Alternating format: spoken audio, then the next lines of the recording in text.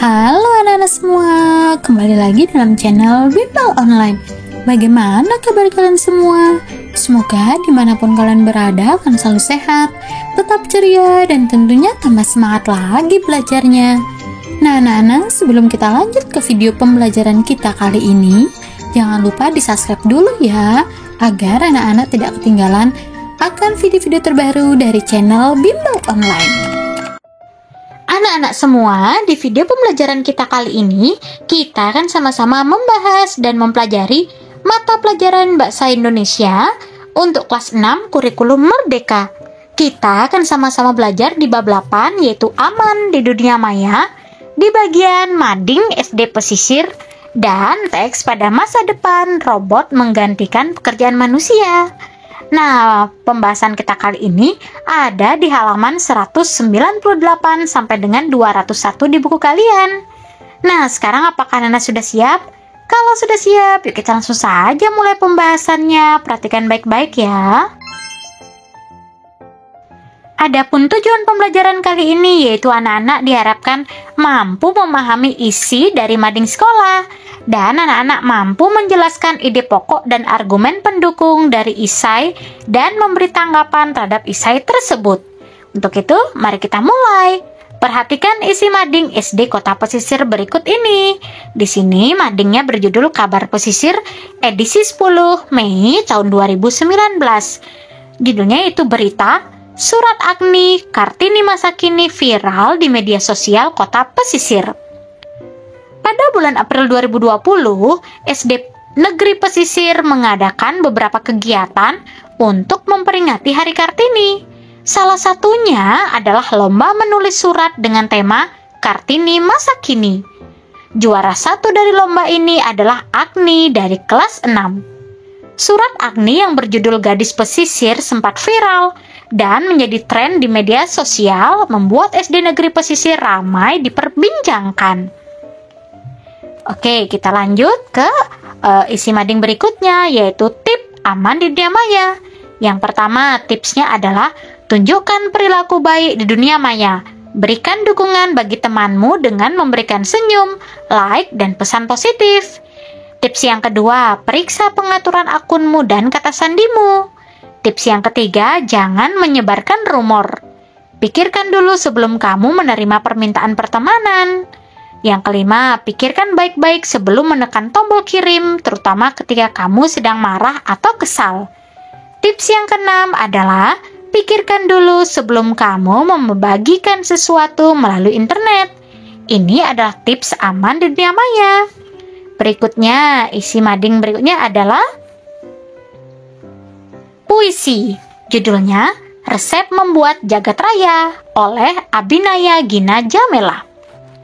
Ambil sebutir protan yang sangat kecil, lebih kecil dari pasir, lalu lempar ke tempat yang jauh dan meledak lebih hebat dari letusan Gunung Merapi.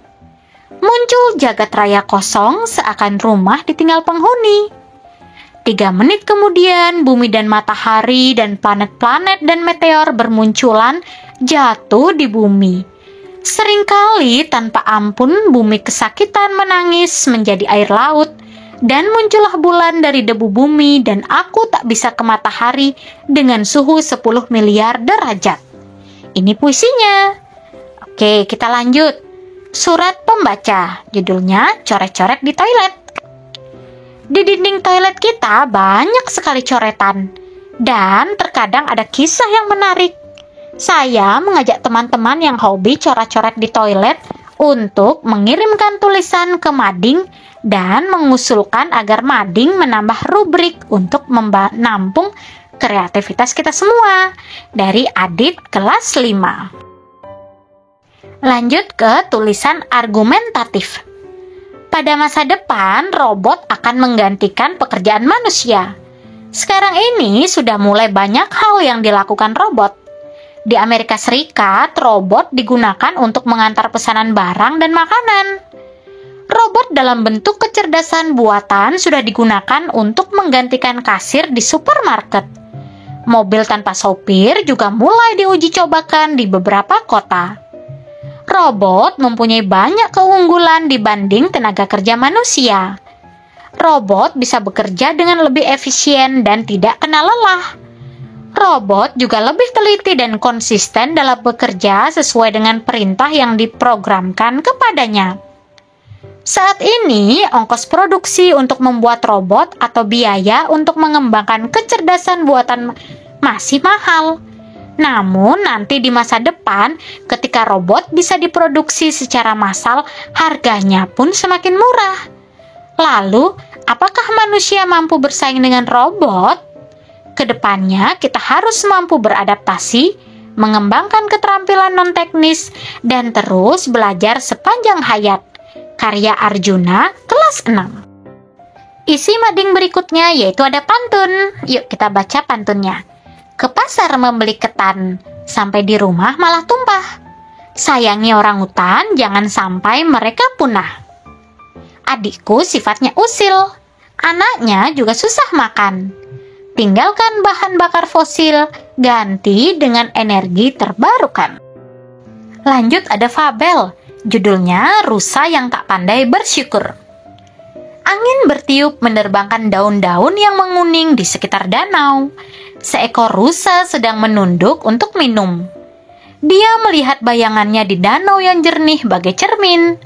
Rusa itu tersenyum melihat tanduknya yang megah dan kokoh. Aku rusa paling tampan di hutan ini, katanya dalam hati. Namun hatinya menciut ketika pantulan air danau menampakkan kakinya yang kecil dan kurus. Ya Tuhan, mengapa kau beri aku kaki kecil? Gerutu si rusa. Dia membayangkan kalau saja kakinya bisa sebesar kaki gajah atau sekukuh kaki badak. Tiba-tiba dia mendengar suara gemerisik dari balik semak-semak. Rupanya ada pemburu. Tanpa pikir panjang, rusa itu berlari kencang menjauh. Setelah sampai di tempat yang aman, dia baru sadar bahwa kakinya yang rampinglah yang menyelamatkan jiwanya dari tembakan. Nah, nak, bacalah tulisan, pada masa depan robot akan menggantikan pekerjaan manusia. Lalu jawablah pertanyaan-pertanyaan berikut ini. Yuk, kakak akan bantu kalian untuk menjawabnya ya.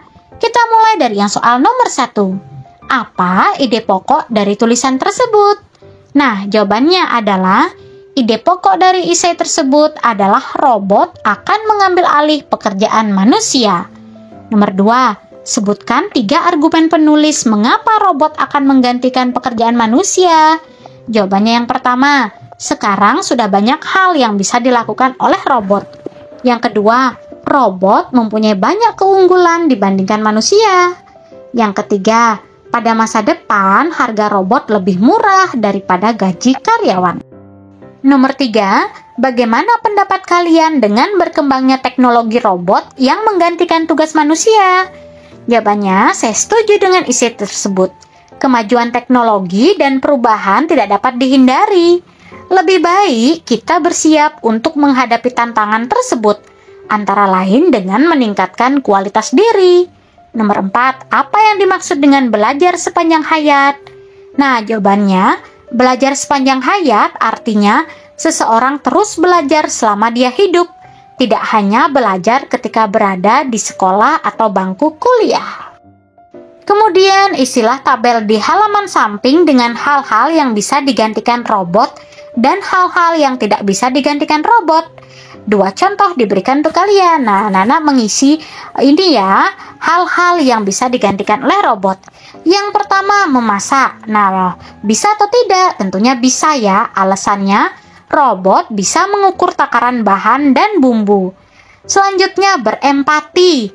Tentunya tidak bisa, karena empati, perasaan hanya dimiliki oleh manusia. Lanjut, kegiatan menulis naskah film. Ini juga tidak bisa, karena menulis naskah film membutuhkan kreativitas, imajinasi, dan pengalamannya hidup dan hanya bisa dilakukan oleh manusia. Melukis tentunya bisa, karena robot bisa melukis mengikuti rancangan yang telah diprogram di komputer. Mengendarai mobil tentunya bisa dilakukan oleh robot, karena robot dapat mengendarai mobil dengan teknologi swakemudi. Nah, anak-anak, inilah kita sudah selesai menjawab, yaitu pada bacaan pada masa depan robot akan menggantikan pekerjaan manusia. Yang mana saja kegiatan yang bisa ataupun tidak bisa dilakukan oleh robot. Nah, adakah kata-kata sulit yang belum kalian pahami? Gunakan kamus untuk mencari arti kata-kata berikut ini. Yuk, kita cari artinya bersama-sama di Kamus Besar Bahasa Indonesia. Kita mulai dari kata yang pertama, yaitu ada robot. Artinya, alat berupa orang-orangan dan sebagainya yang dapat bergerak, yang dikendalikan oleh mesin. Yang kedua, kecerdasan buatan, yaitu program komputer dalam meniru kecerdasan manusia, seperti mengambil keputusan, menyediakan dasar penalaran, dan karakteristik manusia lainnya. Yang ketiga, ada kata adaptasi, artinya penyesuaian diri terhadap kondisi lingkungan yang baru, misalnya adaptasi di sekolah, pekerjaan, maupun yang lainnya. Yang keempat, ada kata efisiensi atau efisien, artinya tepat atau sesuai untuk mengerjakan, bisa juga menghasilkan sesuatu atau dengan tidak membuang-buang waktu, tenaga, maupun biaya. Lanjut ke kata berikutnya, ada konsisten, artinya tetap, tidak berubah-ubah. Ada kata program, artinya urutan perintah yang diberikan pada komputer untuk membuat fungsi atau tugas tertentu. Ada kata mengambil alih, artinya menggantikan, bisa menggantikan sebagai pimpinan, kemudi, maupun yang lainnya. Ada kata sepanjang hayat, artinya selama hidup. Keterampilan non-teknis atau soft skill, artinya keterampilan yang cenderung abstrak, baru akan terlihat ketika dihadapkan pada situasi tertentu.